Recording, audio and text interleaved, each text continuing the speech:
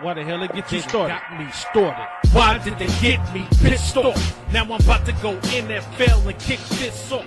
You really thought that I was this off? To let anyone in my domain, they need to be taught a serious lesson. Unless you strong as Zeus, there just ain't no use to go up against a madman. You can't win, G. I put you on ice like Richard Kuklinski. So stay away from shadows. When it gets dark, you make one bad move, they won't find your corpse. And the feds won't know where I drop you.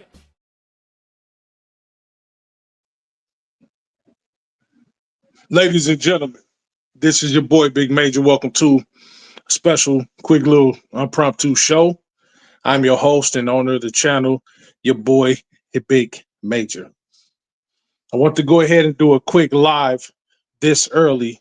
I know it's a little too early for some people, but I wanted to do a quick live just to kind of talk about LeBron and his wrapping up, getting ready to come back, possibly within the next week or so. Him playing with the G League, or excuse me, practicing with the G League is actually good for him. I'm going to tell you the significance of that in a second. But please, if you're new to the channel, please hit that like button, hit that subscribe button right now. You know what I'm saying? Become a faithful and loyal member of your boy Big Major, Major Level Entertainment. And shout out to DJ for showing up. You know what I'm talking about? I know he wondered, what the hell you doing on so early? You know what I'm talking about? Hey, man, but I got to talk about this. It was on my mind to talk about it. And I wanted to put some things into perspective. So that's why I'm doing the show today. Shout out to DJ. Please go subscribe to Lakers in 5 if you haven't already subscribed to Lakers in 5. If you are subscribed, go become a member of that channel, man. As a matter of fact, he's supposed to be having a raffle today. You know what I'm talking about? A chance to make some money. You know what I'm talking about? Just in case he forgot. You know, there's like a big bro here to remind him of what's going on today. Oh, excuse me. So definitely go over there and give him a like. You know what I'm saying? Share the channel, like the content over there, and become a member. You know, join the family today. You know, I'm talking about Lakers 5, 6, or 7. So yeah. Definitely do that. Once again, if you're new to this channel, hit that like button, hit that subscribe button. I do shows like this just about every week. This is a quick show. I'm not gonna hold your attention too long, but I had to talk about it. Now, here's the significance. Yeah, you guys can disagree, but this is just what I observed. I've heard a lot of people talking about how, you know, LeBron has an ego and this and this and that. You know what I'm saying? You've heard it all throughout his career. He has an ego, you know, pretty much the size of Texas or whatever the case may be. And I've often argued against that. I'm like, you know, the guy, it's not about him having an ego. It's about the guys around him stepping up. You know what I'm saying? Guys around him knowing their roles, knowing the importance of the game, treating the game with respect like he did, to, you know, put the work into his body to get, you know, to do whatever needs to be done to get his team to where they need to be. You know what I'm talking about? That's not a person with an ego to me. Because a person with an ego is like, you know, I'm doing this shit for myself. Fuck y'all and the horse y'all rode in on. I'm gonna get mine. You better get yours. No, he's like, no, I want everybody to come along on this journey. Because I know that I can't do this alone.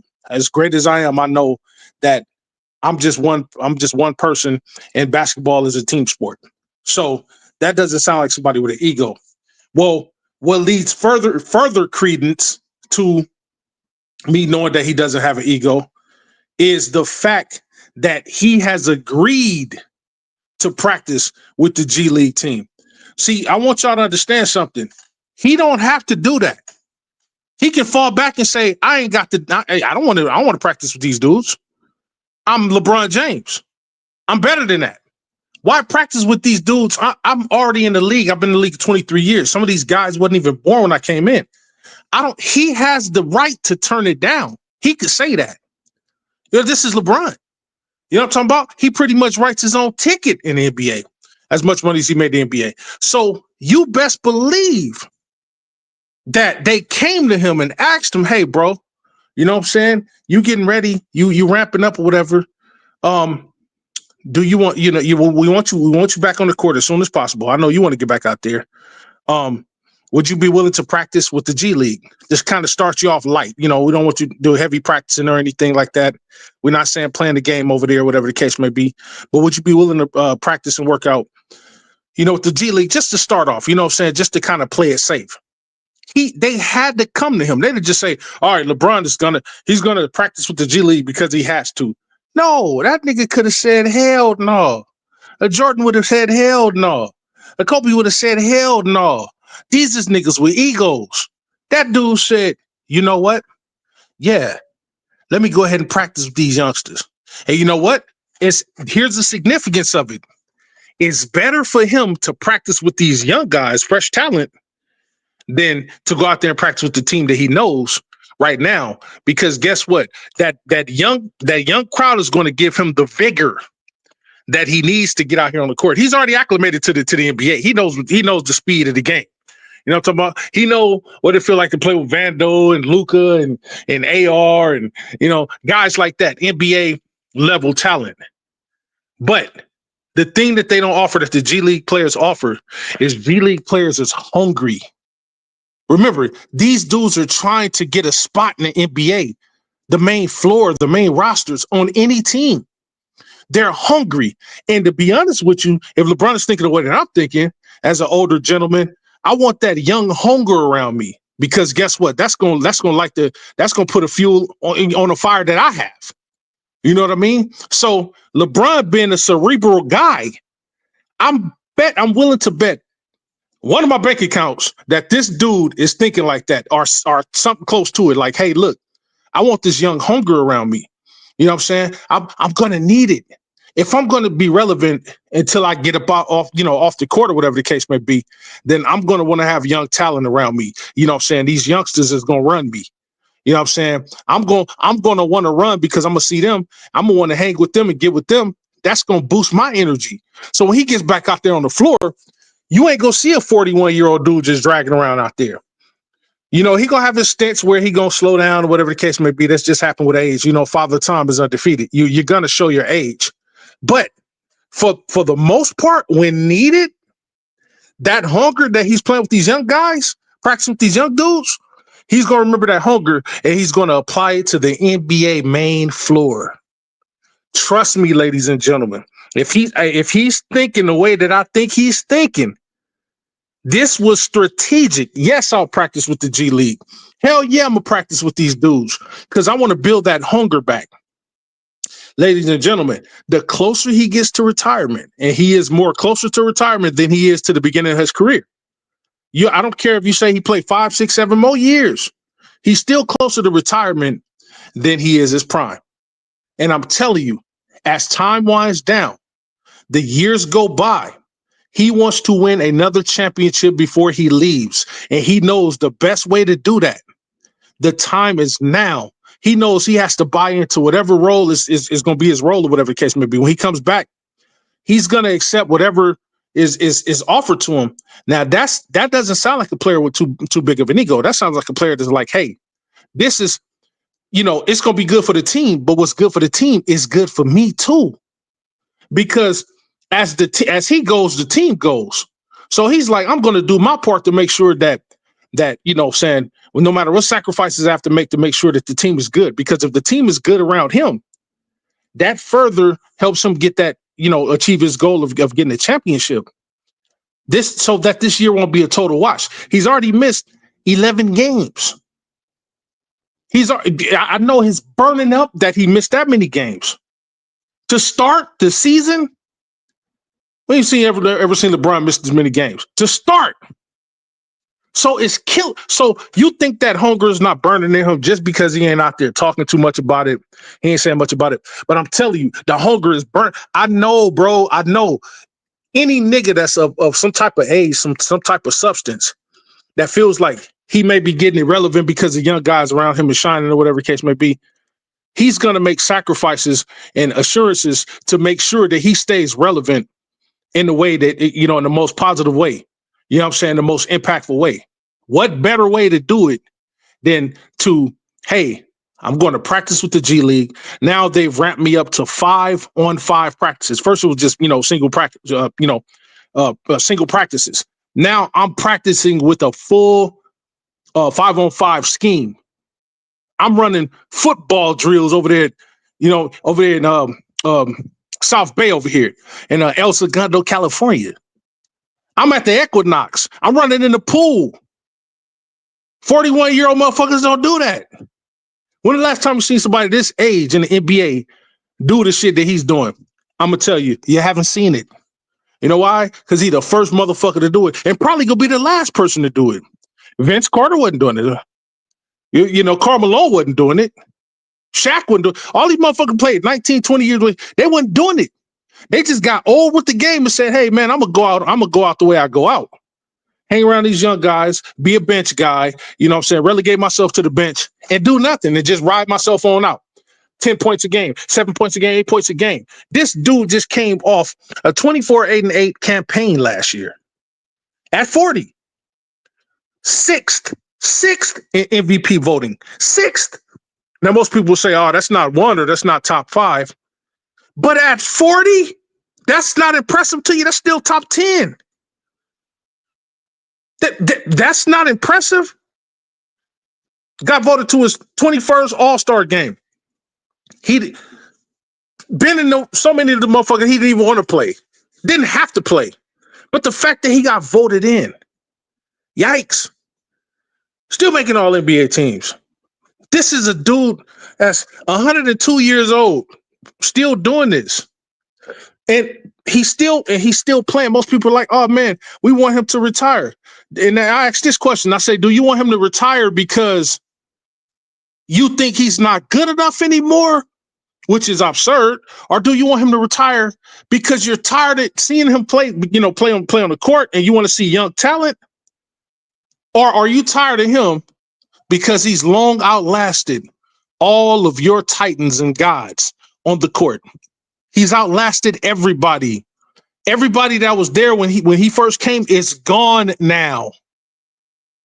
It's just him left. Survived in Kobe's era. Now played in his era. Survived in his era. Came into Steph Curry and Kevin Durant's era. So, their eras kind of collided. He survived in that era, still playing. Then here come Morant and Edwards and all these high-flying motherfuckers, and he's still surviving these dudes' eras. Still playing better than them in most games.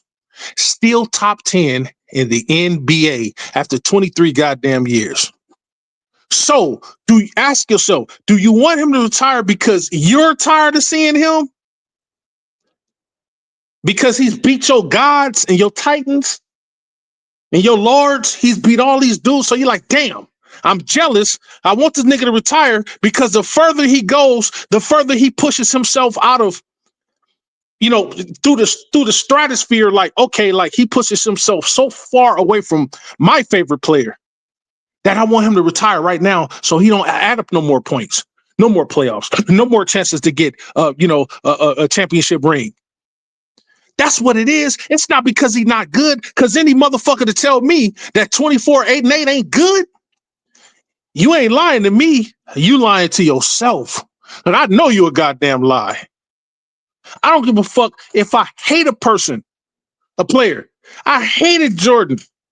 But if Jordan had did this, nigga, me not being a hater type of person, you can hate somebody without being a hater. You know what I'm saying? A hater, you hate somebody, you're like, damn, I don't like this motherfucker. He beat our team every year. Oh, yeah, that's a hater. That's a person that hate the player. But a hater is a person that's like, yeah, that nigga averages 32 points a game against us. But that motherfucker, sorry, he weak, he whack. Now I'm being a hater. Do you see the difference? I hate the motherfucker because he beats us. But I'm never going to be a hater to the point where I'm going to say, well, not only do I hate this dude, but he's whack. I'm a hater. No, truth of the matter is the nigga is scored a 32, 6, and 8. Those are great numbers. So I'm never see that's the difference between you can hate a player, right? But still give him his props. Hated Jordan, still gave him his props. Hated Bird, still gave him his props. Hated Bernard King, still gave him his props. Hated Adrian Dantley. Hated Rolando Blackman. I hated Scottie Pippen and Patrick Ewing and Karl Malone and Alonzo Moore. I hated these motherfuckers. but I gave them their props. That's the difference between a motherfucker. You could say I hate these motherfuckers because they're rival to the team, and the person that's just saying I hate them. They're no good. That's bullshit. And a lot of these people that hate LeBron, they hate the dude because he's this good this long, and they don't want to admit it because they don't want to seem, because hate is a bad word. They don't want to seem like they don't want to haters are emotional. They don't want that stigma put on them. They don't want to be looked at as emotional or weak or anything like that. What the truth of the matter is, that's exactly what you are. If you hate a motherfucker this good for this long, why do you want him to retire when he could clearly still play the game of basketball? And this right here doesn't hinder him. I'm hearing people say it all the time now. Oh, he's practicing with the G League. That's so beneath him. If he's such the GOAT, then why does he have to practice with the G League? I'm like, you dumb, slow, retarded motherfucker, you. Don't you know this adds further credence to this dude's greatness? Don't you know that this shuts up the ego argument? Because if he had such a goddamn ego, he would have said, no, I'm not going to practice with the G League. I'll tell you when I'm ready to come back to basketball. I want to practice with my real team, goddammit. Or I'm going to go out here and do it on my own. I'm going to do pickup games. I don't give a fuck what I got to do. I'm going to go pick up other NBA talent around. I'm going to go talk to Cube about the big three. I'm going to go do something rather than dallying myself with these young guys down here who are not on my level and probably ain't never gonna be on my level. Instead, that dude was like, no, I agree. Let me start from ground zero. Does that sound like a motherfucker with an ego? This leads further credence to who he is as a person. By him doing this, that lets you know three things. One, he's willing to sacrifice, to do whatever it takes to get back to the team. To get back to the team, the main floor, so his team can he can help his team be successful. That's number one. Number two, his severe respect for the game. Knowing, hey, I understand these guys may not have names. They may not be household names, but their hunger. I respect their hunger. Who knows what this is going to do for the young people that he's practicing with? Some people may never even get a chance to shake the dude's hand. Here go these young guys. They spend all their life worshiping basketball players. I'm talking about Kobe and Hillman, Iverson, and Jordan, or whoever. And they get to see LeBron, a nigga that came into the league when a lot of these dudes that he's playing with and practicing with wasn't born. And they get to see him up close. And what do you think that'll do for the next LeBron, the next Ant Edwards, the next Morant, the next Jokic, the next Luka, the next Bronson, the next Shai Gilgeous-Alexander, the next Kawhi? You never know what kind of gems is lurking down in the G League just seeing his greatness up close. And he's practicing with these kids. You don't know what that's going to spawn. But motherfuckers hate the dude so much that every single thing he does is bad or is made to be in a negative light. There's a negative connotation behind it. He sits out too many games. Oh, he's not there for his team. Look at him bailing out on his team, even though it's fucking a real injury. Oh, he plays too many games. Oh man, see, look at it. He's stat padding. He don't show up to a game to support his team. Oh, he's not supportive of his team. He show up to a game. Oh, look, he wants the spotlight on himself. He practiced with the G League. Oh man, he just want to go over there and overtake these youngsters. He's still in their shine. If he would have turned it down practicing with the G League, oh, see, he think he better than everybody. I'm like, I couldn't, the fact that he can live like this and he can take that scrutiny. Hey, man, that's a strong guy. I'm not that strong. I'm going to be strong on the outside. I can lift the goddamn yacht up out the water, but I can't take hate. If I'm hearing all this shit, I'll be ready to fight. I ain't gonna lie to you. I couldn't be no NBA. I would literally come on. I would say, you know what? I'm not playing today. Here's what I'm gonna do. I'm about to spend the whole goddamn day. I'm about to cuss out everybody in the media. I'm about to cuss out everybody in who commentates the sport. I'm about to cuss out ESPN, CNN, Spectrum Sport. I'm about to cuss out whoever the fuck covers basketball. Listen, you motherfuckers, you. If you think you're so much goddamn better than me, or if you think I'm so goddamn weak, I challenge each one of you bitches to 1-on-1. I want him to say that. So I want him to say it so bad. Like, all right, all you motherfuckers talking shit. All right, one by one, come over here and challenge me. I'm putting a live challenge on for all you fat, slobbery motherfuckers every goddamn day. I'm going to shut y'all the fuck up one way or another. And when I beat you, I want you to shut the fuck up about me, my family, and everything around me for the rest of your career. That's what I want him to say. Of course, he's not going to do that. But if it were me, I'll give you motherfuckers something to write about and do talk shows about every goddamn week. Man, it was bad how Major did Stephen A. Smith. Did you see that? He cooked that old ass nigga. Did you see that? I bet you shut the fuck up about me then. You know what I'm saying? And then the fans, oh my God. I know you can't go just railroad each one of them, but these motherfuckers be saying some of the most absurd shit. And you just be like, you know what? You a casual. You mean to tell me you call yourself a basketball fan? You mean to tell me that 24-8-8 ain't great? You mean to tell me that you want a motherfucker to retire when his productivity in the playoffs clearly went up, not down? He 24-8-8 in the regular season. 25 damn to 26-8-9 in the playoffs around young motherfuckers who just score half as much. That's not good. That shit is crazy. I had to get up here today to talk about it. Then I heard one more phrase and it made me come up here. I said, yeah, I got to do a goddamn show on this, man. This is ridiculous. You know what I heard? This is what I heard.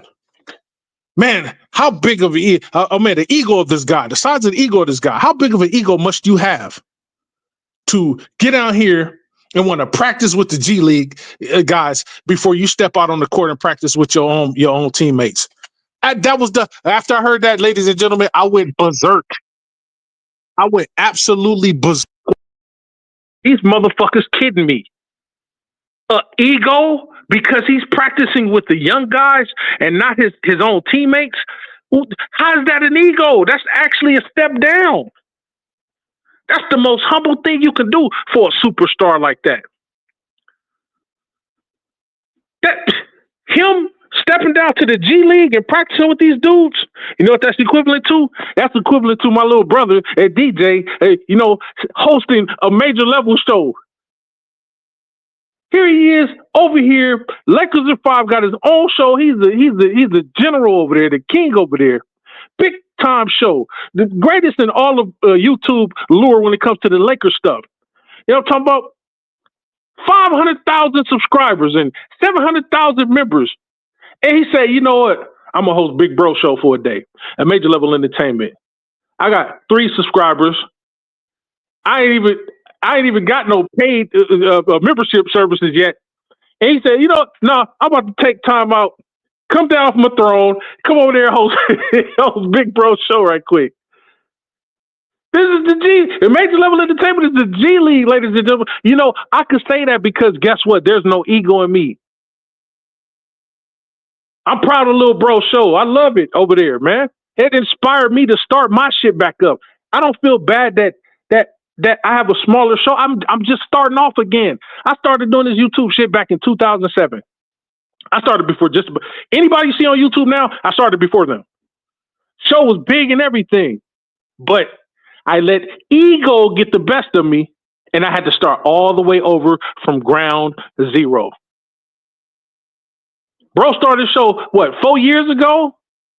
And look at where he at. Humility, letting other people cook, let other people come and give him ideas.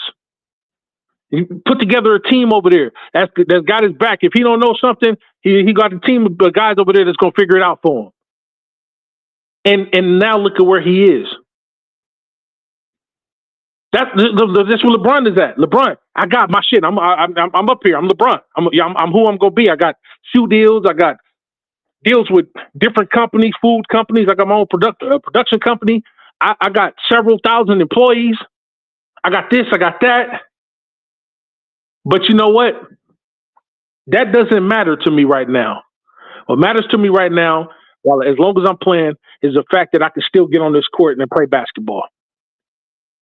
And in order for me to get back into tip-top condition, the best conditioning that I can get into right now at my age, I have to tone it down, humble up, and go be with these youngsters for a second. It's going to build my hunger back up.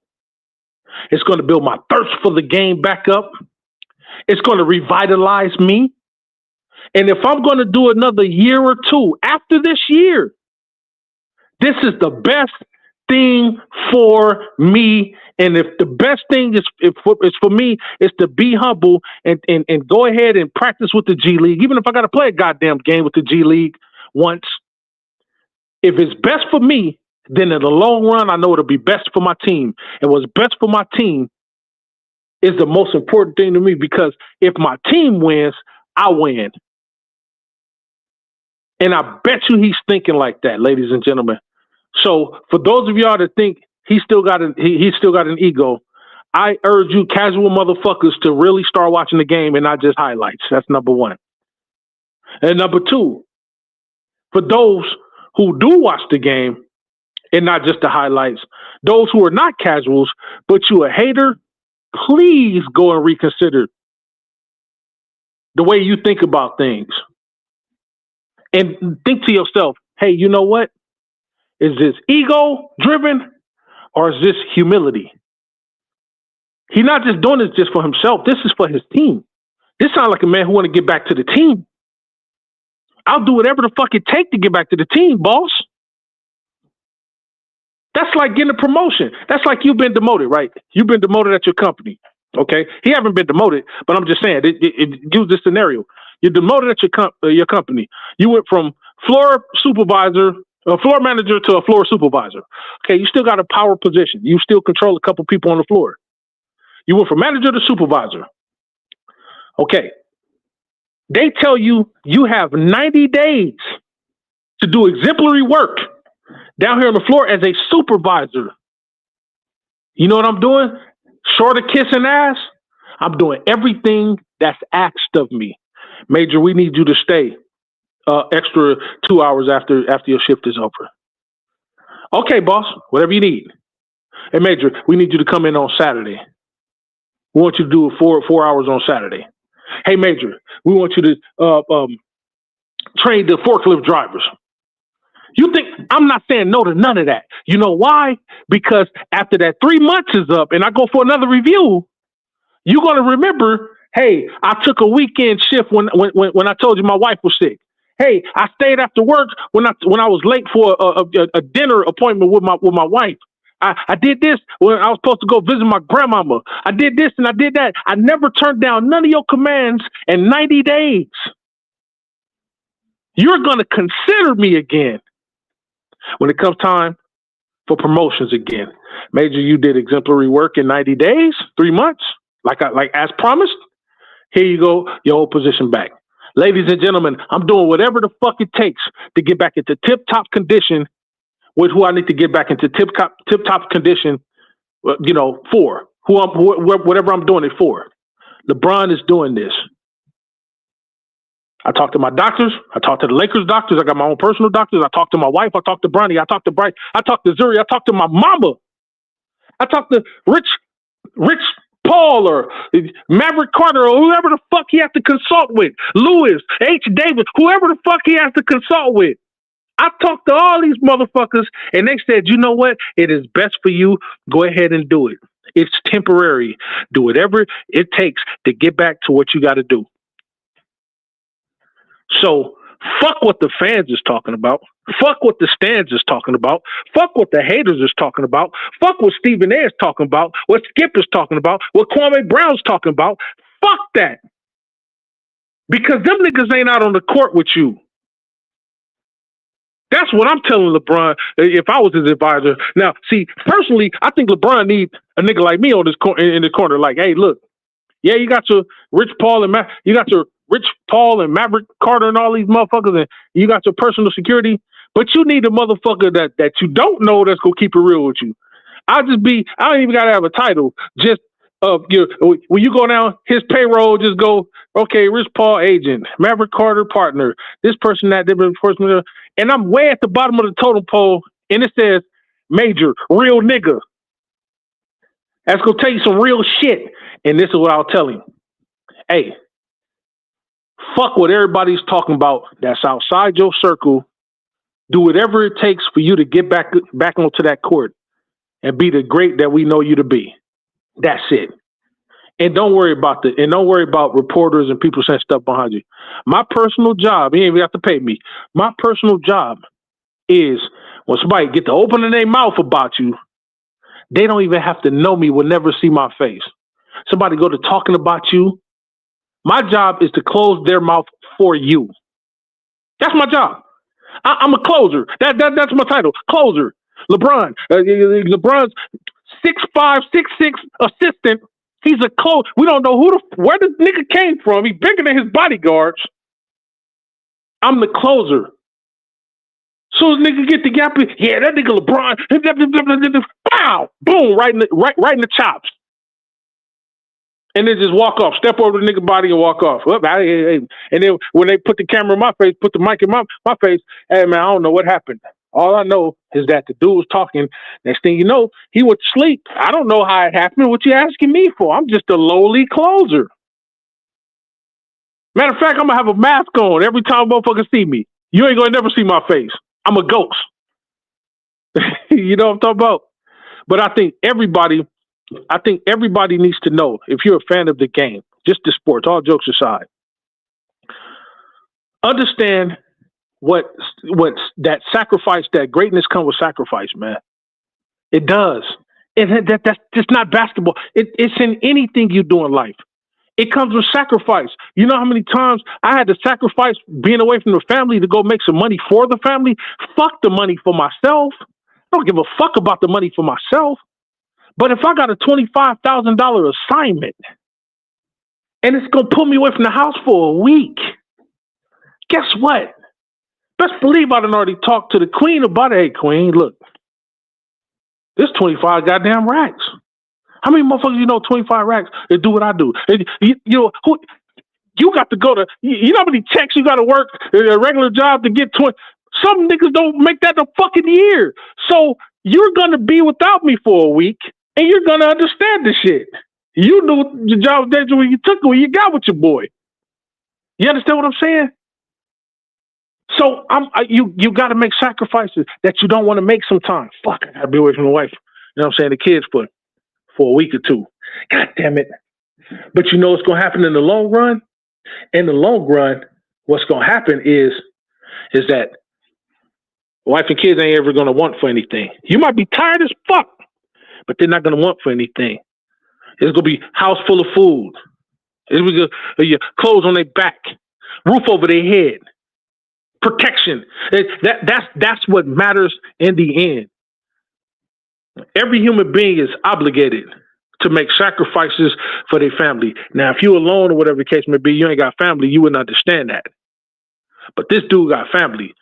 And his livelihood right now is still basketball. And to the day he hang up his LeBron 23s or 24s or 25, whatever year he hangs them motherfuckers up, and he goes sit down and say, you know what?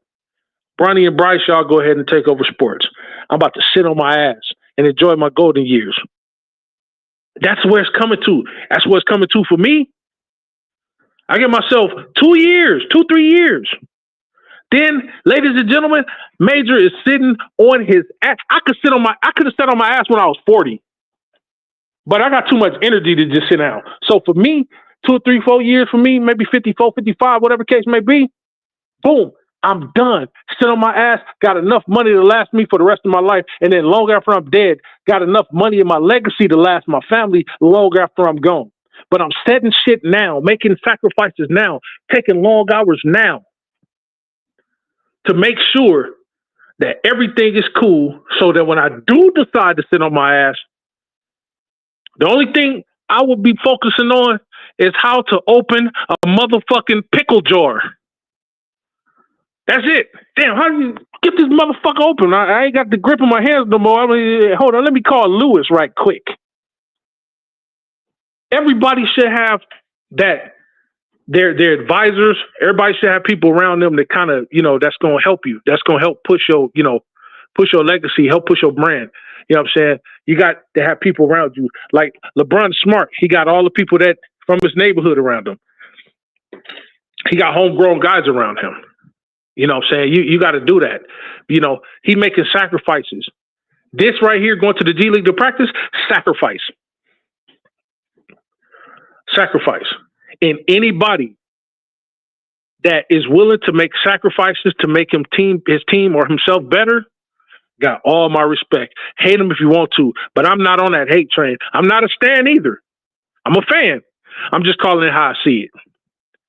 If your ego is too big where you think that you're not human enough to say, you know what, if I ever got in this position, I would take this as an example and not look at this as a bad thing or a negative thing, but look at this as an opportunity to get better, to get back acclimated, to get back to where I was, at least 80% of where I was. If you're not looking at it from that standpoint, ladies and gentlemen, you don't understand life yet, and you must keep living like the old folks say. You got to keep living, because I understand it. The minute I heard what he was getting ready to do, I quickly was like, you know what? That's a smart strategic move, even if it's not strategy based.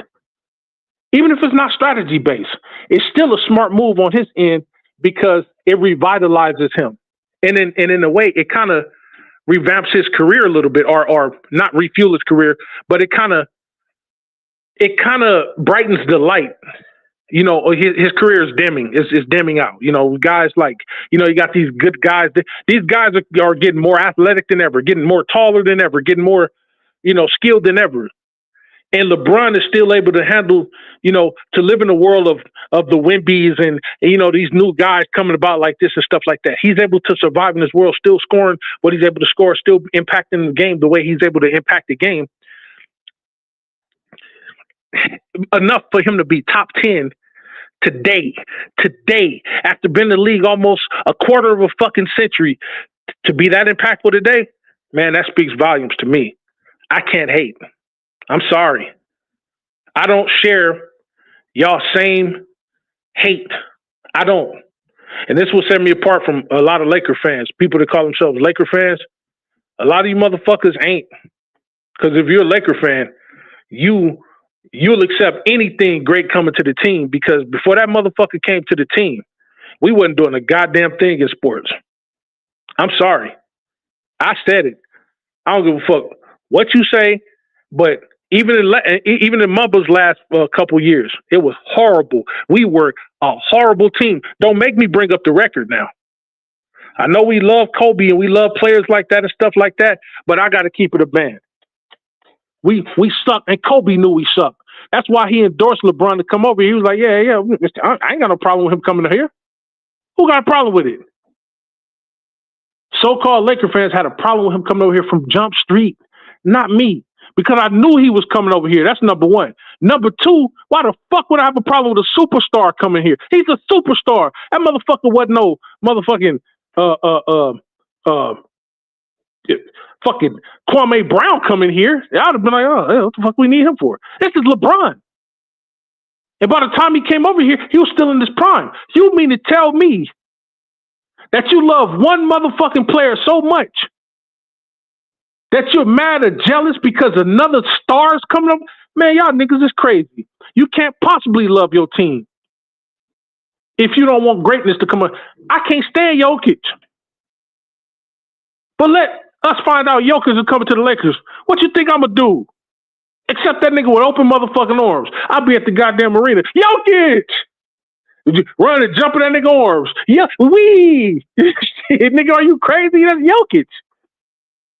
Luka, I couldn't stand Luka. Found out he was coming over here. Lost Anthony Davis and damn nephew Max Christie. I was mad about it. Oh, goddamn. Well, I wasn't mad about it, but I was like, damn. AD, fuck. Love that guy. Yeah, love Max Christie. He was coming along like I told people he would. Give him some chance. He's coming along. But guess what? Found out we was getting Luka back. Top 10 player, top 5 player at the time. What? Nigga, I was like, Hey, AD who? Max Christie who? Nigga, we got Luka Doncic. I'm sorry. But these motherfuckers is on my team. If you come to my team, I'm going to support you. We didn't like Pat Beverly. But he was a dog. We knew he was a dog. Come on over here. We accepted him. Didn't like Rondo. He played for the enemy. Came on over here. We accepted him. That nigga yielded us a championship. Marcus Smart. I'm hoping that the same trend follows. We knew playing against Marcus like, oh, goddamn, he's a dog. Fuck. Get the nigga on your team. Oh, yeah, Marcus. Now look what he's doing for us. He's brought that dog shit over here when motherfuckers was like, oh, man, he ain't going to be the same. He ain't going to be Boston Celtics Marcus Smart. And guess what, ladies and gentlemen? We didn't need him to be Boston Celtics Marcus Smart. He's not going to be that. He's been in the league 12, 13 years. We don't expect him to turn back the clock and be 21 again, but guess what the motherfucker doing? The motherfucker's still impacting enough. He's still great enough to impact some of these games. He got 7 motherfucking steals in one game. Remember the last time we did that? I told you in the last show. The last time we did that was almost 30 years ago. You know who that player was? Don't Google it. I told y'all. May just Google. It was Eddie Jones who did that. You know how I know that? Because I was there. I don't need Google. I was there. Alive to see the shit. Old enough to see the shit. I wasn't one of these motherfuckers that just started watching because Kobe started playing or because LeBron started playing or because KD started playing. You talking to Google. You talking to Wikipedia. This motherfucker came in and gave us 7 steals in one. Do you know how hard it is to get one steal? 7 steals in one game? It's so hard that the last time we did it was 29 years ago. Ladies and gentlemen, don't talk to me about sacrifice. Don't talk to me about what it means to be a fan in these motherfuckers. There's a reason why DJ gave me the moniker he gave me. Ain't nobody like me. I'm bragging myself up. Ain't nobody like me when it comes to this shit. You can get with me, but don't nobody supersede Mage. It's only probably one motherfucker I know that's more fanatical than me. My goddamn uncle. That nigga crazy. Cause this nigga will fight you for a Laker. He will fight. I'm talking about literally. All right, nigga. So if you don't follow this nigga's protocol, he will throw hands with you. I almost got into a fight with my uncle over some shit we disagreed with. And nah, I disagree, Unc. Disagree? All right, nigga, well, you know the backyard is that way. You understand what I'm talking about? I'm like, wait, hold on. You know what I'm talking about? I'm supposed to be the diehard. He was like, nigga, I was diehard before you thought about it. Then we got to get it, I did, hey, hold on, calm down, Unc. You know what I'm talking about? It's your nephew you're talking to. Oh, man. Whew, man, you're right, nephew. I'm sorry. Whew, boy, you about to get fucked up. Don't you ever disrespect me. Kareem was old now. He missed it because he was old. Don't get mad at Kareem. He missed the hook shot because the wind wasn't, blowing correctly. They left the door open. He that nigga. You can't tell him nothing bad about the Lakers. You know what I'm talking about? No, I'm talking about. Shout out to Uncle Michael. You know what I'm talking about? But since Uncle Michael ain't around this motherfucker, I'm the boss. Me. Major Level Entertainment. Your big brother, your cousin, your damn nephew, your guy across the street, your neighbor. Come ask me for some brown sugar. I'm going to tell you, I ain't got no brown sugar. I got purple and gold sugar, baby. You know what I'm talking about? Hey, look, listen. I know I say it every year, but you know what I'm talking about? We're going for that chip. Like, I feel even better this year than I did last year. Last year, I figured we'd go for the chip. But we did get 50 games out of the 47 we had Hams last year with us. I told y'all we trend up. JJ Redick's rookie year as a coach. LeBron aging, us losing AD. Team kind of been in turmoil after that. Getting Luka back, having to get Luka acclimated, and we still etched out 50 wins and 32 losses last year, ladies and gentlemen. That's what the team we had. We've gotten better. If you don't think we've gotten better, you don't watch basketball. We've gotten better. You mean to tell me we can't get 52 to 55 wins like I've been saying? Yes, I know the West is good. It's a toss-up. Anybody's Anybody seeding. Anybody can take whatever seeding. One game can cause you to go all the way up in the seedings or can cause you to go all the way down in the seedings. I'm not worried about that. We are a better team than we were last year. We have a viable center. He may not be AD. Nobody's going to be AD. We get that.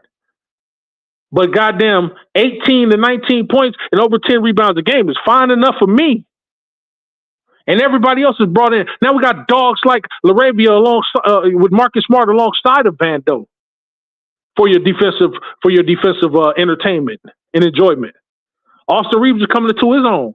I just want him to translate that motherfucker to the playoffs if he's gonna keep him on the team. Rui, who showed what he was made out of in the playoffs last year, carried over to the regular season. If Rui can come out and shoot damn near 50% from the three, over 60% from the field in the playoffs, we will be stupid dangerous. And then Luka go do what he do. LeBron go do what he do. Jackson Hayes is revitalizing his energy. Uh-oh. We don't know what AD Thero's going to do. We don't know what these other guys is going to do. We are a better team than we were last year. And for motherfuckers saying, oh, man, Stephen A. Smith said, oh, they're not going to beat the Thunder. They're not going to beat the Nuggets. What the fuck you mean? We beat the shit out of the Thunder last year with the team we had. Now we're better. You think we're not going to beat? Hey, look, tonight, ladies and gentlemen, this is the game that I'm really, really, really, really, really waiting on. You know why? It wasn't the game against the Spurs. Yeah, I was waiting on that game too to shut the Wemby talk up. We beat the fuck out of Wemby. Okay, no problem. Get the fuck out the way. They're not the champions. I want the champ. I want Mr. In regular season MVP, Mr. Finals MVP, Mr. Championship, and Shea Gilgeous-Alexander, who everybody in the world was scared of. I got into an argument with our own family members on the channel because motherfuckers were scared of Hardenstein and motherfucking Chet Holmgren. And I told the motherfuckers not to be scared. And we shut them the fuck down. And I still believe that had we have faced them in the playoffs, we would have beat the fuck out of the Thunder in 6 games, ladies and gentlemen. Oh, well, the Timberwolves couldn't beat them. So what makes you think we could beat them and the Timberwolves beat us? Because it's about matchups. We matched up against the Timberwolves. We wasn't a good match for them. But we matched up well for some reason.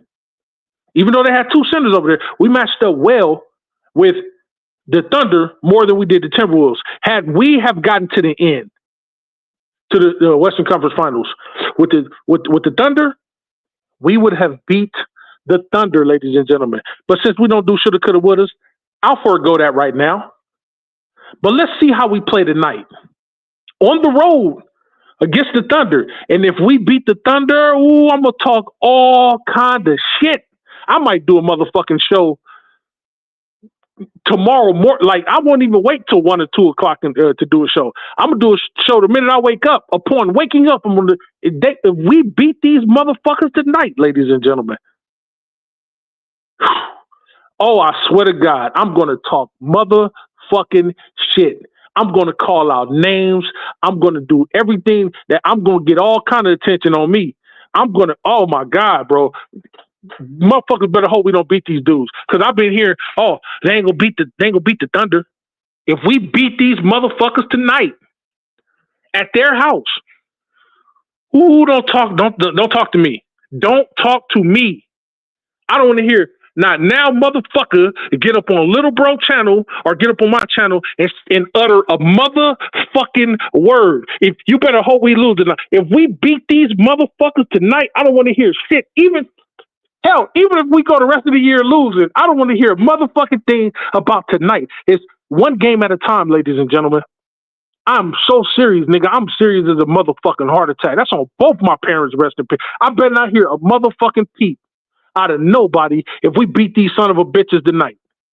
I don't want to hear Shay this and Shay that and Jalen Williams Green this and Jalen Williams that, whatever the fuck his name is. I don't want to hear Lou Dart this, Lou Dart that, Alex Caruso this, Alex Caruso that, Shay Holmgren this, Shay Holmgren that, Isaiah Hartenstein this, Isaiah Hartenstein that. I don't want to hear a marshmallow, Easter, pastel yellow, pink, and green peep out of no motherfucker, bro. Tired of this shit. Here it is. We win. We get 8-3 without LeBron. Some games without Luka. Some games without Austin Reeves. Some games without Luka and Austin Reeves. Some games without all three of those motherfuckers. And we managed to get 8-3, well over 500. Still top 5 in the league. And still no respect. I'm tired. We beat the reigning, defending champs. Tonight, I don't want to hear a marshmallow peep. I swear before God, I don't want to hear a marshmallow peep. If I hear a marshmallow peep, no matter where I am, I'm cussing you the fuck out. I'm cussing you. You know what? Here's what I'm going to do. I'm going to be like one of them hockey players floating around on the ice without a stick. I'm going to be looking for a fight. I'm going to float around the other niggas' channels, wherever I'm subscribed to, whatever the case may be, and I'm going to try to get up on the panel, and I'm cooking everywhere I go. I promise I'm cooking everywhere I go. If we win tonight and motherfuckers are still not putting up respect on the Lakers' name. That's a promise. And y'all know me. Y'all know when I make a promise, you know I'm going to make good on my promise. I told you I was going to shut a nigga show down. What the fuck I do? Went over there and took that motherfucker over. Now the motherfucker's scared to talk about basketball. Don't fuck with me. I told you.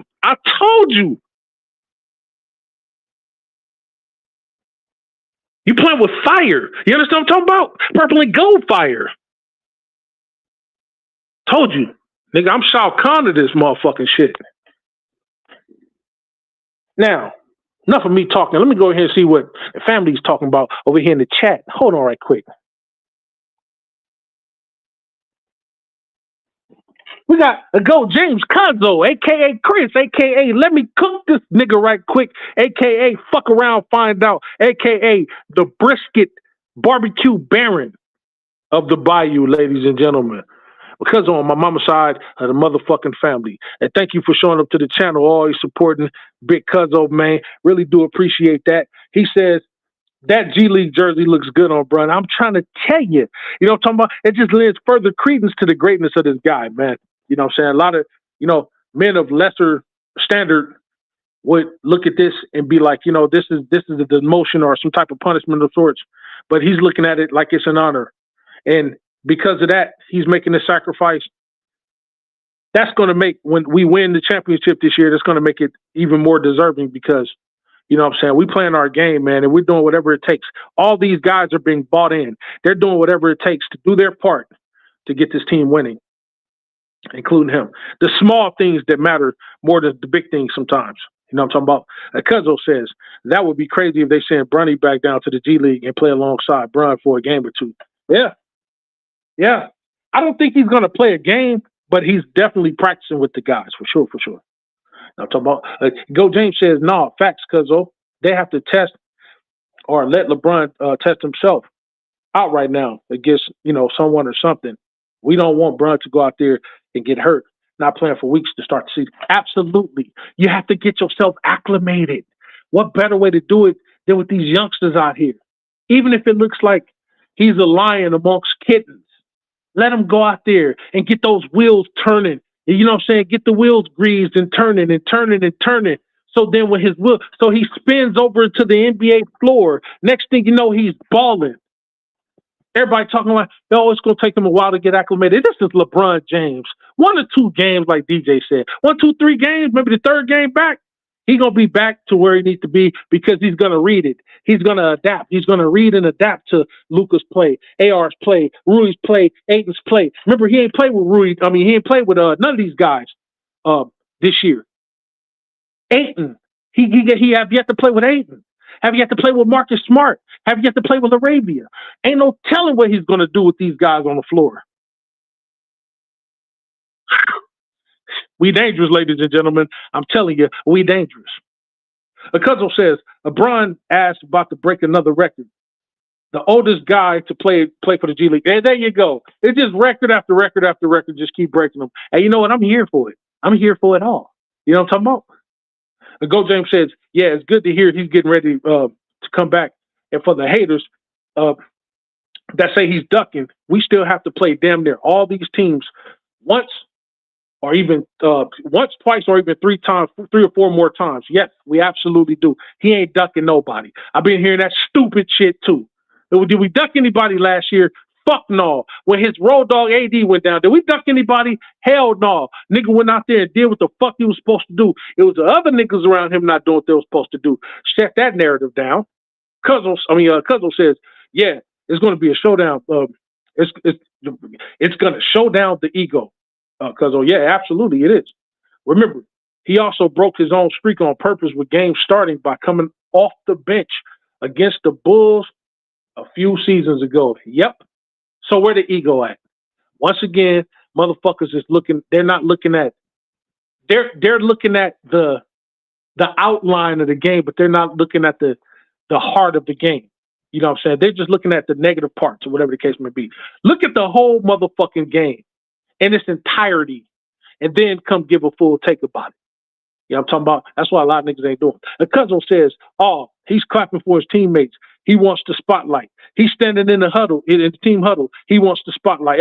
It's damn if you do, damn if you don't. You understand what I'm talking about? Cousin says the G League is a thing on its own, right? LeBron can help give it a boost. Yeah, he can. No bigger name has ever played for the G League and probably won't ever be, even if it's only 1 or 2 games. Absolutely.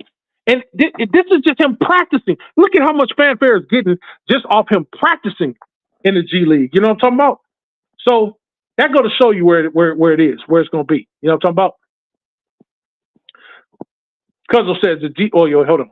Yeah, Cuzzo says, yeah, damn, somebody made a video already talking crazy about his decision. Yep, already. This is what they do.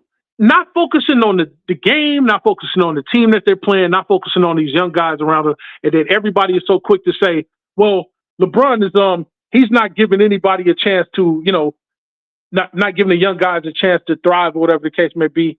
He always wants the spotlight on him. No, you motherfuckers put the spotlight on him.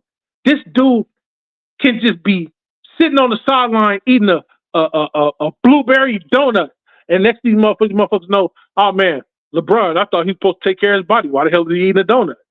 How could Savannah allow this to happen?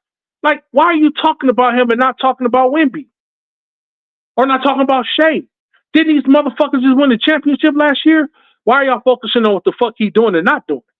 See what I'm saying? Damn if you do, and damn if you don't. The GOAT James says, no, Big Baby says, W, what's up, Big Baby? Shout out to Big Baby Sports for showing up to the channel. The GOAT James says, you watch some TV today, Cuzzo? They talked about this on TV already.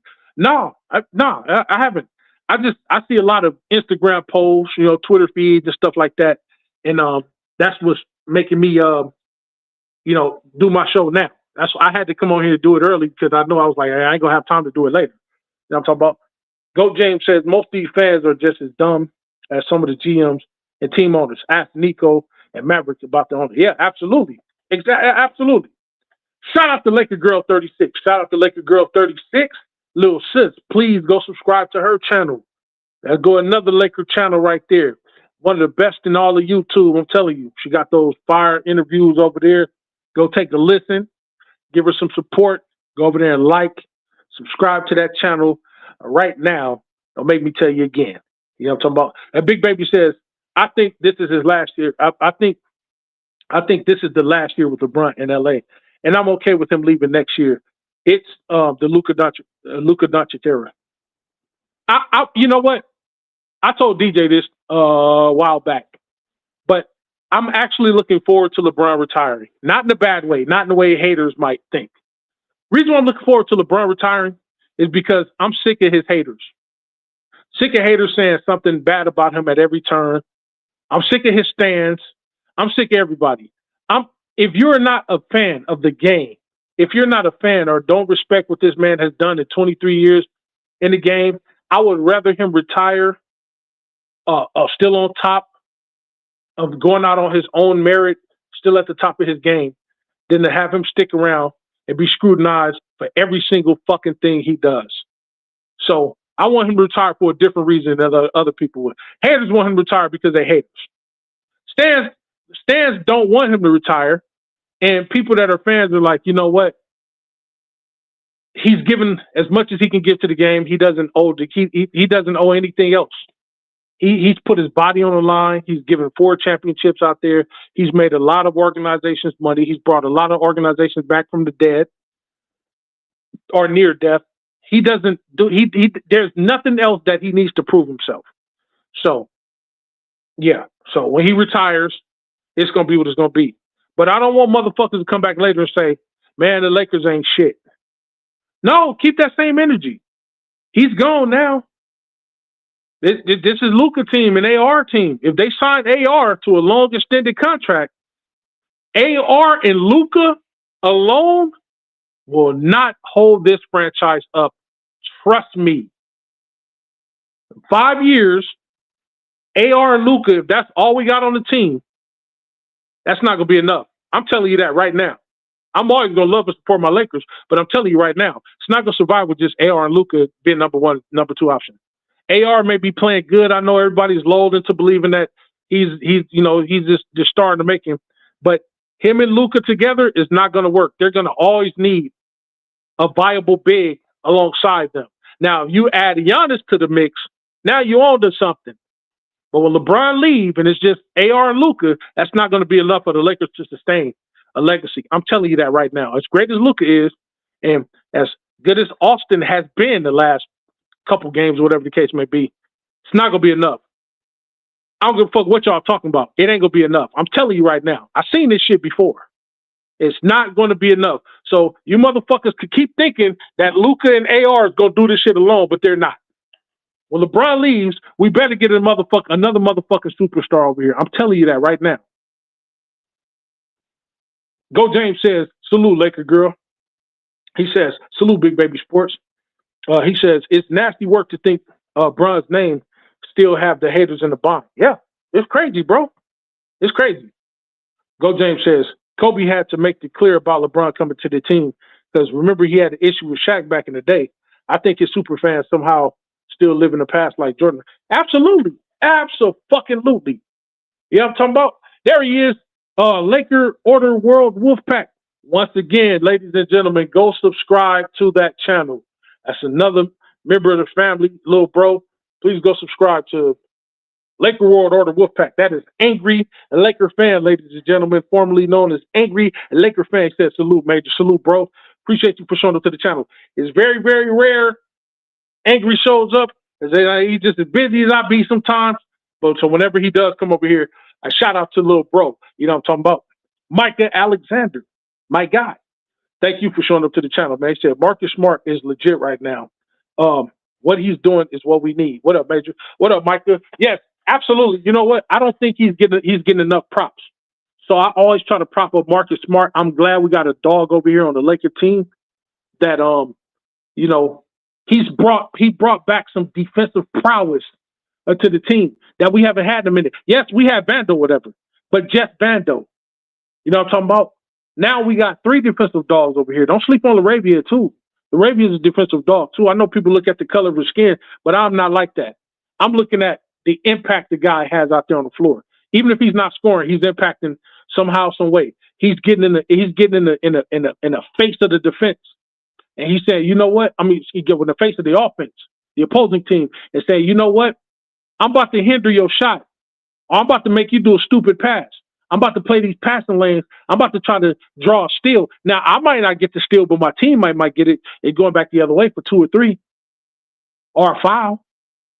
I'm going to show some hustle out here. That's what the fuck I'm going to do. Y'all brought me over here to be a 3-and-D guy. That's what I'm going to do. He got to get his 3 more consistent, but I'm proud of the acquisition of Laravia, Smart, and Aiden thus far. Big Baby Sports says, thank you. Thank you to LBJ for everything you did for the Lakers, but it's time for the Lakers to move on. And if it's the end of the world, then it is what it is. Yeah, man. I'm like this. You know, to me, it doesn't. To me, I'm like this. I'm gonna be a Laker fan for the rest of my life, no matter who comes to the team. I've lived long enough to see a lot of great players come to the team. Like I said, as y'all know, a lot of you wasn't even born in the 70s. Some of y'all were born in the 80s. Some of y'all were born in the 90s. I'm probably the only person up here that was born in the 70s. So when I tell you I seen the last part of the 70s, I seen all of the 80s from 80 on up to 89. I seen all these great players come through. I've been a Laker fan all this time, ladies and gentlemen, since 1979. Maybe even before that, if you ask my father. Maybe 77.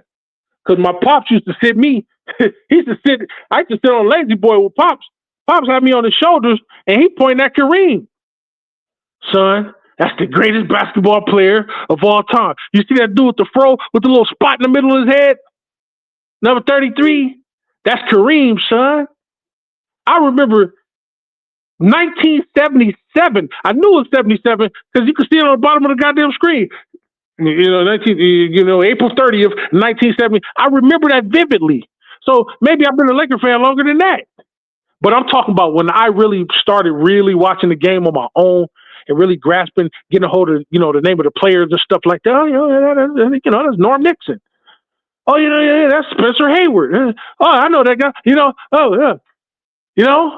But when I really started getting acclimated to it, about 79. So that's why I pegged 79 as the time that I really came into my own.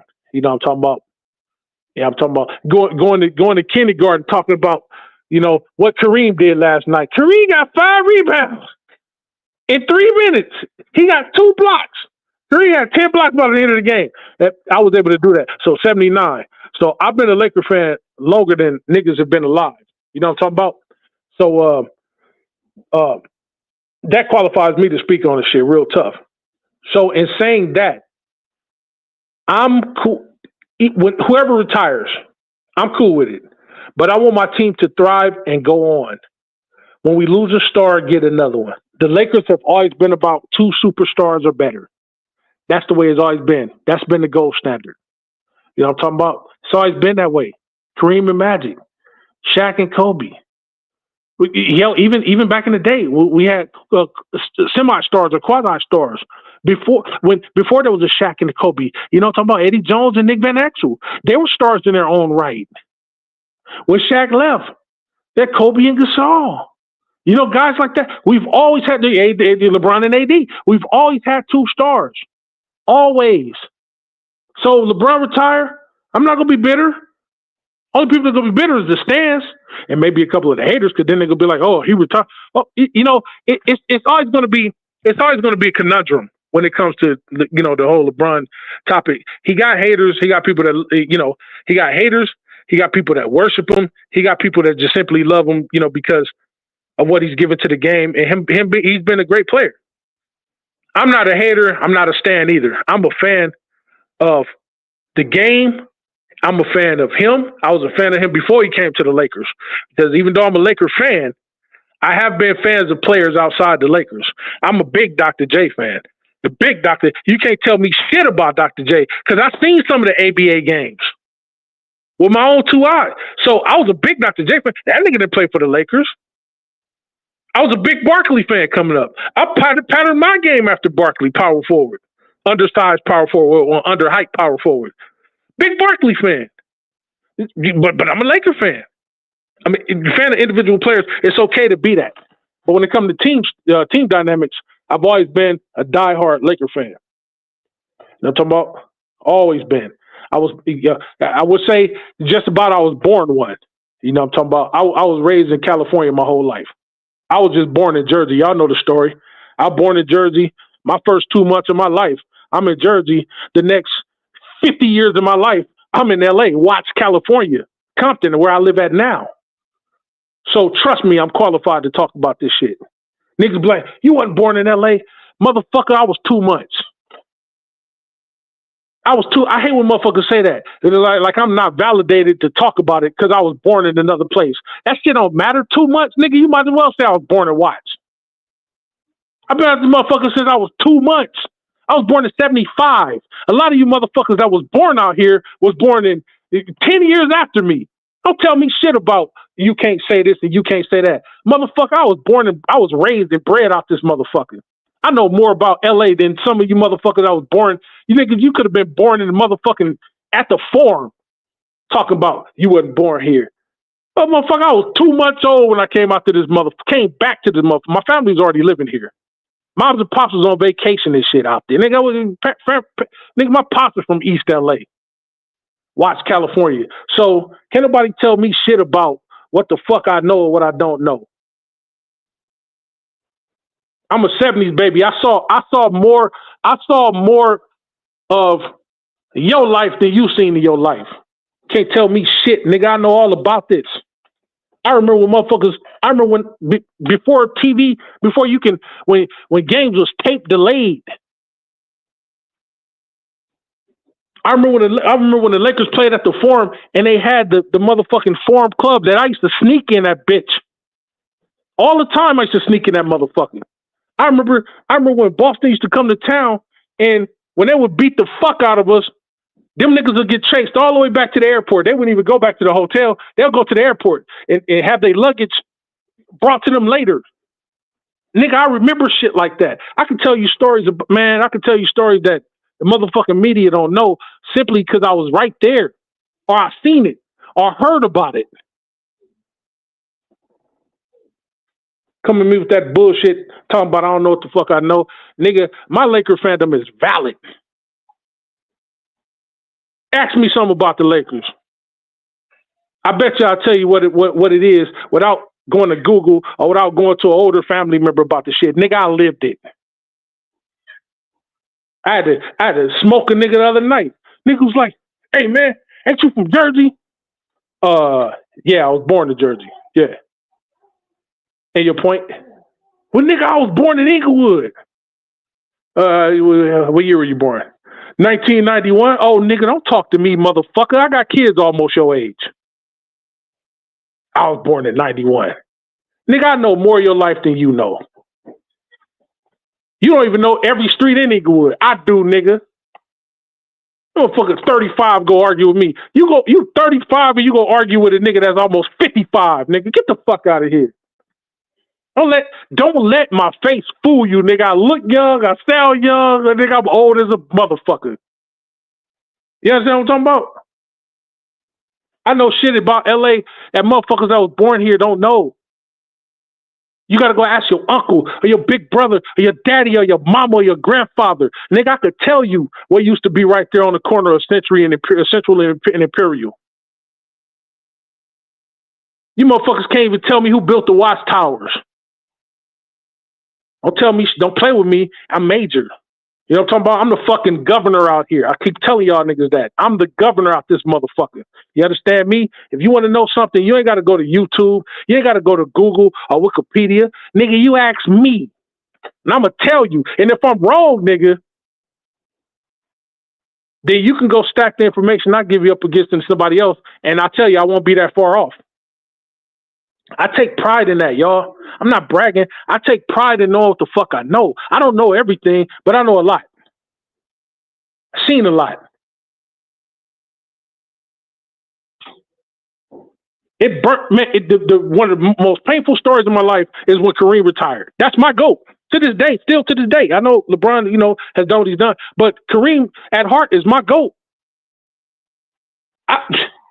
That shit broke. And then 2 years later, here come Magic retiring. My favorite Laker. Kareem the GOAT, but Magic was my favorite Laker. 2 heartbreaks within 2 years' time. When Kareem retired, I was 14. When Magic retired, I was 16. You know how bad that hurt? That fucked me up. I was ready to fight. Oh, Magic retired. I remember going back to school. I was going to Morningside High School at that time in Inglewood. Byron Scott, old alma mater. Alicia Leslie, old alma mater. I was going to school. 10th grade. I go to school, right? Yeah. Yeah, that nigga Magic retired. He got the AIDS. That nigga a faggot. That's all I had to hear. That's all I had to hear. I got into a fight with this nigga from Crenshaw Mafia, blood dude. That's, because that was a blood school. Right across the street was the headquarters. It was called the Bottoms, the Low Bottoms. What school? He was like, yeah, that nigga retired. He a faggot. Fuck that faggot ass nigga, blah, blah, blah, blah. I was ready to squabble this nigga. The only thing stopped me from knocking this nigga head off was one of his OG homeboys or whatever the case may be. I was fucking with his sister at the time. His OG homeboy, I'm talking about, his name was Spider from Crenshaw Mafia. He was like, nah, leave him alone. He was like, he could, leave him alone. He boo. And he was like, man, if you would have beat his ass, what you think they would have did to you? Nigga, I didn't give a fuck about getting jumped. I was gonna fuck him up because just on the strength that he said something about Matt. Nigga, that's how stupid I was as a Laker fan. Don't tell me shit, nigga. I'm not gonna fight over this shit now. I'm fucking 1,000 years old now. I'm not about to fight over this shit. But I'm telling you, nigga, how it was back in my time. Niggas used to get fucked up talking bad about the Lakers. You can say shit bad about Kareem, Worthy, Magic, AC Green. You could say shit about Byron Scott. If you did, no matter where you was from, no matter who you were, you was getting fucked up. I can't tell you how many niggas I done seen get their ass drug up and down Crenshaw.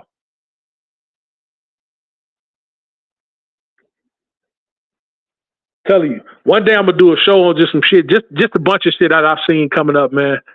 And it's gonna be thrilling to y'all. It's gonna be entertainment to y'all, but it's real life shit, though. I know I try to make shit funny or whatever the case may be, but I'm always gonna tell y'all the real, the raw, the right.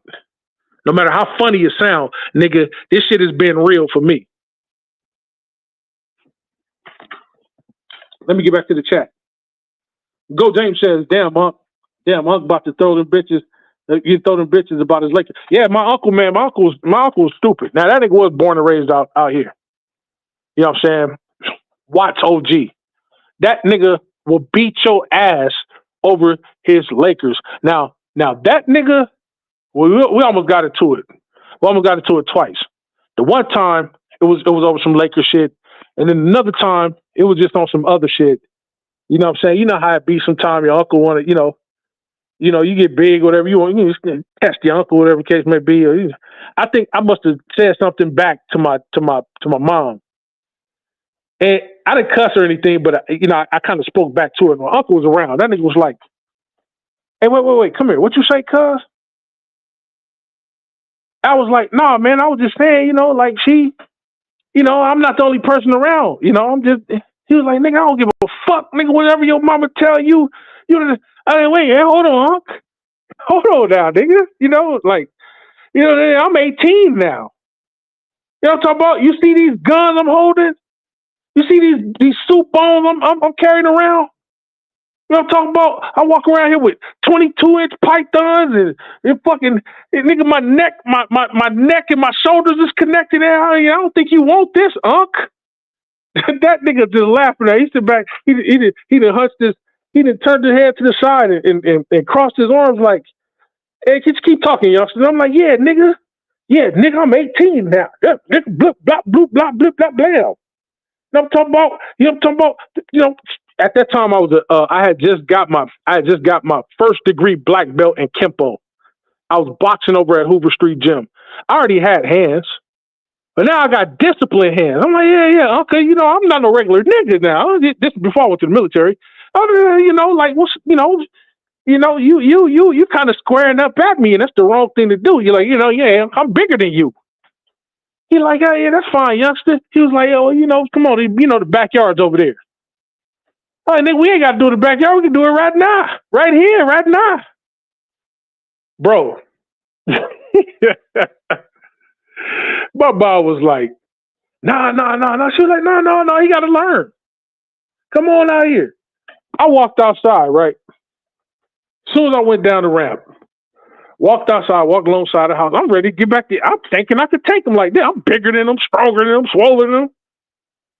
I get back out there, and he was like, "Now," he said, "don't take this ass beating personal, nephew. I love you." Nigga, I don't want to hear none of that. Nigga, you're like, all right. As soon as that nigga stick his head, it was like, all right, I'm trying to warn the youngster. You know what I'm talking about? When he stick his head, my mom was like, no. All right, y'all stop it now. Mom had to introduce a baseball bat into the fray. All right, y'all stop it now. Yeah. You know why my mom did that? She didn't do that to save him. She did it to save me. And then I learned quickly, just from niggas in the neighborhood, hey, man, you big and all, but your uncle done knocked out niggas bigger than you. And he was like, you ain't no different. You a youngster. He didn't knock out niggas bigger than you. See, the problem with you youngsters is you're big, you're strong, you got the youthful energy, but you don't have experience. That right there learned me a valuable lesson, ladies and gentlemen, that I carried for the rest of my life. I learned never again to press niggas yeah, he may not have had the muscle I had, may not have had the height I had, the weight that I had, but that nigga had experience. He knew how to hit niggas and where to hit niggas. Yeah, I could have been martial arts this and boxing this and all that shit. But in the street fight, none of that shit matters.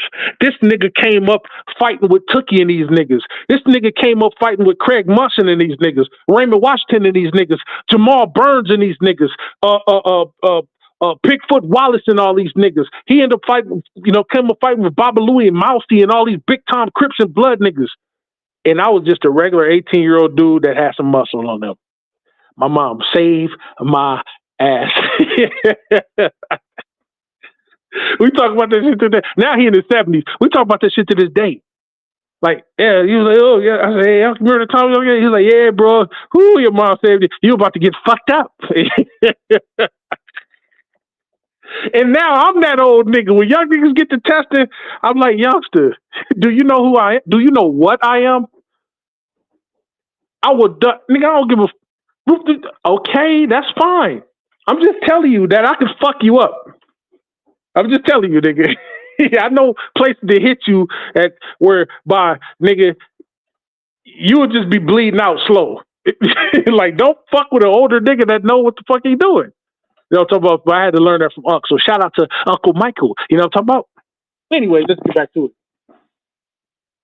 So Mike Alexander says, yeah, I think we got a shot at the title. I just hope JJ learns from his mistake.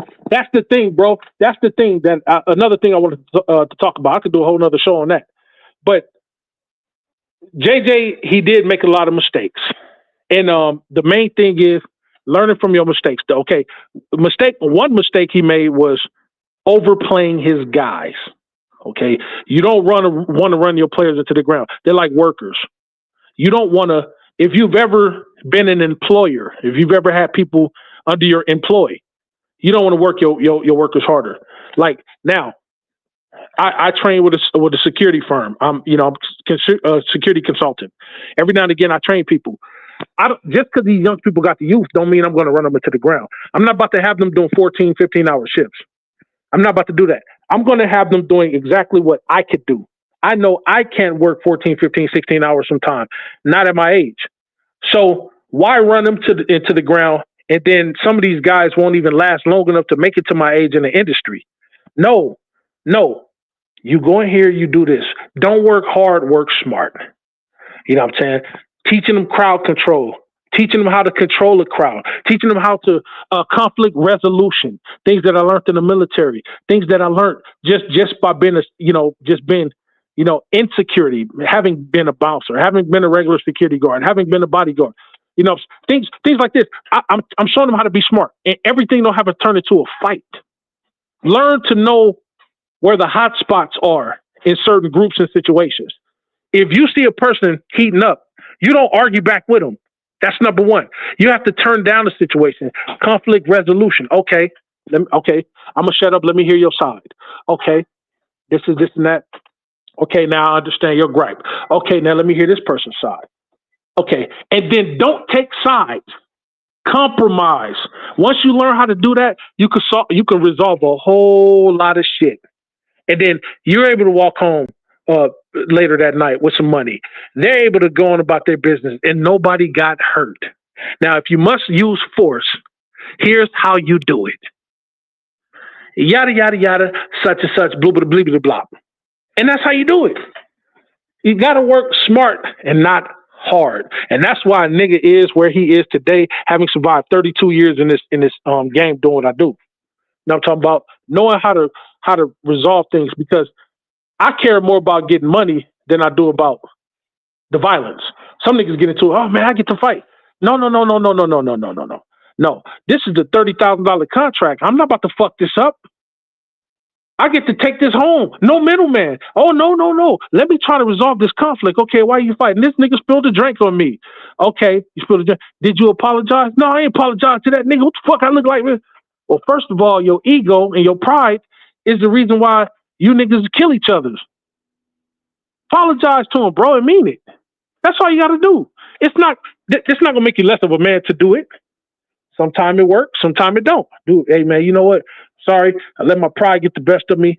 I got girls over here showing up for the, for the ladies front. Hey man, you ain't got the front in front of me, man. I accept your apology. Most often the times, it's over with. Shake hands, they going about their business. The club is safe now.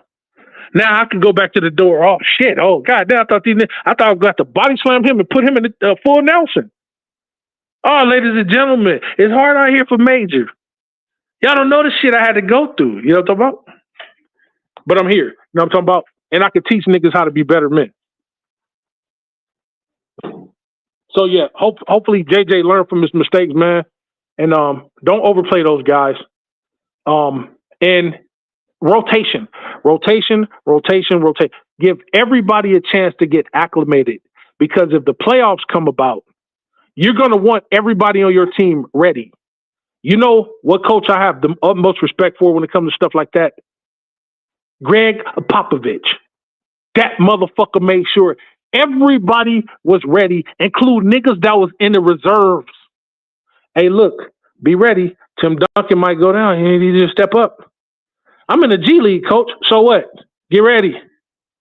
We might have to waive this one motherfucker to bring you up. Greg Popovich played everybody.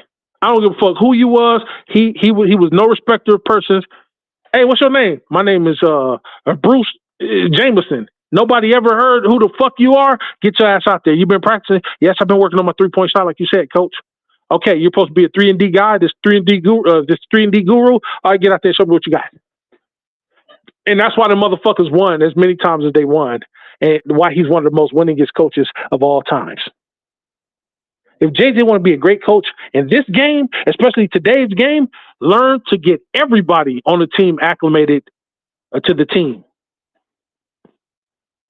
Big Baby says, I just got some Krispy Kreme. Here go Big Baby. Here go Big Baby starting up again. Now, this is why I can't unbig my back. And I'm talking about just when I get ready to go on the diet, here come Big Baby. Talking about some damn Krispy Kreme. Well, see, out here we got something called Randy's Donuts. And I don't want to talk about Randy's Donuts because then I'm going to have to go over there and get a dozen. And then I got to explain to my wife why I did that. And I don't feel like fighting her right now. It's too cold out here. Anyway, so enjoy your Krispy Kreme. I'm acting like I didn't hear that because he's going to get us both in trouble. A shout out to Big Baby. He said, Major, let's talk about food real quick. I don't want to talk about food. That's the thing. I eat too much. I'm trying to lose weight. You know what I'm talking about? I've been working with Lewis, and Lewis told me, hey, Major, he was like, hey, man, you got to get your weight down, man. You getting too old. You be walking around with all this muscle on you. Like, you're getting old, bro. You stop eating pancakes late at night and stuff like that. And then you have enough to pour a whole bottle of syrup on the pancakes, and then you spray whipped cream all over the pancakes. You got to stop doing that. You got to start eating a little bit more healthy. See, that's what Lewis told me. So I think I'm going to listen to Lewis on this one, bro, because I don't want, I pay way too much money, for his services that, So shout out to Lewis, my damn therapist. You know what I'm talking about? Go James says, salute, Micah. Big Baby says, if we win tonight, I think we're going to win tonight. They're going to be like they had it back to back. They're tired. Yeah. I definitely want the W tonight, bro. Just this is a statement game for me. You know what I'm talking about? Go James says, and for everyone thinking we better without LeBron, we just got our asses ran off the floor by the Hawks without all they damn starters and star players. But we shook back for sure. Absolutely, cuzzo. And that's why I want people to see we're not better without LeBron. We're not. I know a lot of haters are going to say we are, but truth of the matter is we're not. I'm sorry if you feel otherwise. I don't give a shit. Lil Bro said a big facts. I'm talking about Lakers in 5, ladies and gentlemen. Lakers in 5 said, I don't understand how people say LeBron is going to mess up the chemistry. What? I don't know, Lil Bro. I don't know, man. But people say some absurd shit. You know what I'm talking about? Lakers in 5 says, I don't see Chris comments. But what up, Chris? Shout out to Chris. Yeah, I don't know why you don't see his comments, man.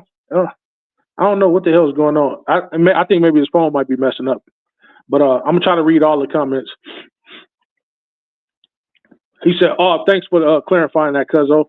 Was just waking up and saw you was on live and saw Brown in Jersey and thought, boy, we was about to play in the G League game for a game or two. My crazy ass. Now, you know what?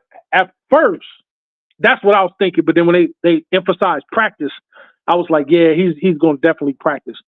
Yo, for those of y'all that's playing, that's catching up, I'm actually going back and reading the comments because often when I talk, people are commenting while I'm talking, and I'll go on for a rant for a minute, couple minutes, and then I like to go back and read every single comment that is made in the chat if I can. So if I'm reading comments back at 11:45, just bearing with me, and I'll catch up to your comment. Lil Bro says, "What the hell? There's 2 live streams." Hey, yeah. Hey, nah, bro. I don't know when you're doing StreamYard now. They'll ask you, "Do you want to do landscaping and portrait?" And they said it's recommended, so you can do 2 live streams at once.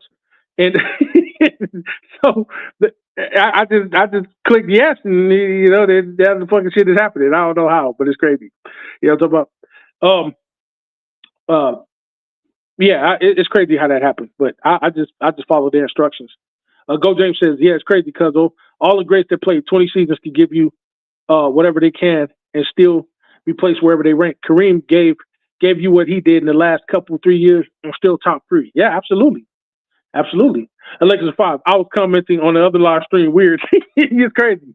It's crazy. But when I get off the live, I'll hit you up, DJ, and let you know how that shit, because it was an option that was brought to me, and I was like, okay, I don't understand. I mean, I can even hear my theme song playing twice. My intro and my outro, I can hear that playing. Hey, it's weird, but I guess it works on the other end. And as long as y'all can hear me perfectly, then that's cool. Go James says, but if Bron doesn't give you 20 plus this season, or damn near year 23, he's not the GOAT or in the GOAT conversation. Damn haters. It's damn if you do, damn if you don't, cuzzo. I got to the point, like I told DJ, I'm not about to argue with nobody this year. I'm not about to debate with nobody this year. I'm going to say what I say, give my take, and I'm going to keep it pushing. If a nigga try to goad me into a debate, I'm going to let him know one time, listen, my nigga, I said what the fuck I said. You said what the fuck you said. You don't have to agree with me. I don't have to agree with you, but I am not going to give you that time or attention arguing with your ass. I said what I said, and you ain't going to change my mind. I'm a stubborn motherfucker. I didn't get this old in my life changing up on anything I say. If I don't mean to say nothing, I won't say nothing at all. But ladies and gentlemen, when I say something now at this portion of my life, I mean every goddamn word to come out my mouth. So good luck trying to change my mind. You have a better chance of talking God out of sending you to hell than you be for you to change my mind. You know what I'm talking about? I'm stubborn like that. You understand what I'm talking about? Go James says, salute, DJ. DJ says, what up, Chris? I said, what up to you on major other live stream. I know it's the craziest thing. I know. You know what I'm talking about? Lakers 5, but I couldn't see anyone else's comments. Hey, that's crazy. You know what I'm saying? Go James says, DJ, chill, bro. Lakers at 5. Ha ha, you laughing. You know what I'm talking about? Go James says, and if a nigga got a problem with Big Cuzzo, you's got a problem with your boy. Fuck all the haters. Hey, look, I told y'all, don't let Chris get off the porch. Hey, look, I try to do my best to hold on to Cuzzo, be like, hey, Cuzzo, shh, not him, bro. Don't attack. Hey, but you know what? He's a caged, you know, he's an uncaged animal. I can't stop him. I can only contain him a little bit. Hey, yo, Cuzzo, hold on right quick. But then after a while, he break those chains and he coming out the gate. I can't stop him. I told y'all. You know what I'm talking about? I got dogs and wolves around up in this motherfucker. You know what I'm talking about? The major level mafia. This is how we does this. You understand what I'm talking about? Lakers of Fire says, for real, Chris, LOL. He said he got 2 live streams going on at the same time. I don't know, bro. It's crazy. H motherfucking Davis, ladies and gentlemen. He said, y'all know what to do. Get it done right now. You know what I'm talking about? H Davis says, what it do, DJ? Lakers of Fire says, see, H Davis just commented on his other stream right now. LOL, I'm gonna go tell him to come over here. It's crazy, bro. It's crazy. And Go James said, hell no. H. Davis says, Unc, you ain't got to prove nothing. No, no, I don't, nephew. I don't, nephew. But every now and again, I got to let motherfuckers know who I am. You know what I'm talking about? Alexis 5 said, what up, HD? Yo, Major got 2 live streams up. Go to the other one. That's where everyone this is crazy. He said, Major ain't looking at this one. I'm only seeing what, because I'm on my phone right now, so I'm only seeing what this is bananas, bro. We're gonna talk about it after I get off the show. Go James says, hey DJ, I guess we on the right one now. You know what I'm talking about? LOL. Lakers of 5 said he won't see your comments. I see the comments though. That's the thing. I see everybody's comments, but I don't know if y'all on YouTube or what. I don't know. It's crazy. H. Davis says, what it do, H. Davis? I see you, bro. I see you. I see everything y'all right. He said, my guy, Go James, what it do? He said, what it do, Angry? Lakers 5 says, there you go, HD. Lakers 5 laughing at me. You know what I'm talking about? He said, it's crazy people think I look 21, but I'm about to be 40. H. and Davis, you know what I'm talking about? It looks running the family. I thought you knew. You know what I'm talking about? Go James says, HD, the salute, fam. He said, Unc, you ain't got to prove nothing to nobody. Niggas just behave. Oh, I know I don't. But every now and again, I got to just let a nigga know what time it really is. You understand what I'm talking about? You know what I'm talking about? Go James says, facts, HD. Go James says, damn near all the great struggle in the latter years. But the haters are so damn crazy. They want to put these expectations on a 40-year-old because he loves the game, just like all the greats did. Yeah, it's crazy, man. H. and Davis says kids nowadays, they better listen. They better listen to us. Hey, man, this is how they get to where we are. Listening. This is what they do. You know what I'm talking about? But that's all I wanted to do. I just wanted to bend y'all ear about it. LeBron don't have an ego. You know what I'm saying? Him practicing with the G League. He actually had to sign off on that. If anybody with an ego wouldn't have did that. He's not doing it for attention. The man is really trying to get back to the game of basketball on the main floor, ladies and gentlemen. Sciatica is not a joke. It's not a joke. Anything, and he has the money to ramp his up faster than other people might. I live with my sciatica being hunched over in pain for almost 6 months. I'm still dealing with pain now. It's not as bad as it was before. But he has the money whereby he can resolve his in a matter of months or maybe even a matter of weeks. You know, don't get me wrong. I got the money too to take care of myself. That's why I'm able to walk upright and still move the way I move. But by no stretch of the imagination do I got LeBron money. You know what I'm talking about? He is a billionaire. You know what I'm talking about? His net worth is in the billions, ladies and gentlemen. Not to let y'all know what's in my pocket, but let's just say on a street level, without being a celebrity, you know, being short of a celebrity or being short of an NBA player or NFL player or somebody like that, let's just say I do extremely well. Put it like that. I do well enough to make sure that my family's taken care of long after I leave this planet, ladies and gentlemen, because I've worked so hard throughout my life. I've made alliances. I've made, you know, excellent business decisions and things like that that has afforded me to live the life that I've been able to live. But by no stretch of the imagination am I a billionaire. Am I a millionaire? Most likely, yeah, I am. I ain't gonna lie, but I'm not gonna brag about it. But one day I'm gonna do a show on how to maximize your money and how to get to the money. You know what I'm saying? The right way, nothing illegal.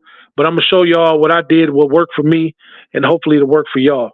You know what I'm saying? And live on a major level. So stay tuned for that. I'm probably gonna do that sometime next month or so, or whatever the case may be. Probably during the time we have the little basketball break, you know what I'm saying, where we're not talking about basketball as much.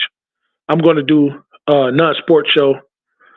People have been asking me, you know what I'm saying, to do like a financial advisory show. And I'm thinking I'm going to do that too. And do like a trade show and stuff like that. Just to showcase my other skills to y'all, things that might be beneficial to y'all to help y'all in y'all careers and whatever it is that y'all might be doing. If I have the knowledge on it, I'm certainly willing to share my knowledge and information on how I made my money to help you expand your pockets. You understand what I'm talking about? And Go James says, I wish Bron could have played tonight. We damn sure we need his ass against these 3-point shooting ass niggas. Yeah, absolutely. But you know, I got us winning though, bro. Hey man, this is a statement game. We win this game tonight because I'm talking shit, bro. Don't nobody I dare a motherfucker to come up trying to start some shit. Tonight is a playoff game. Put it like that. We playing against the reigning defending champions for the first time this season, and this is a statement game, and this is going to be the game that pushes us throughout the rest of the year. So when we see them further down the line and possibly see them in the playoffs, that's going to give us a precursor to what we might see later on, bro, depending on how we play this game tonight. Even if we lose, how we lose is just as important as how we win. If we lose and we barely lose, I'm going to be okay with that.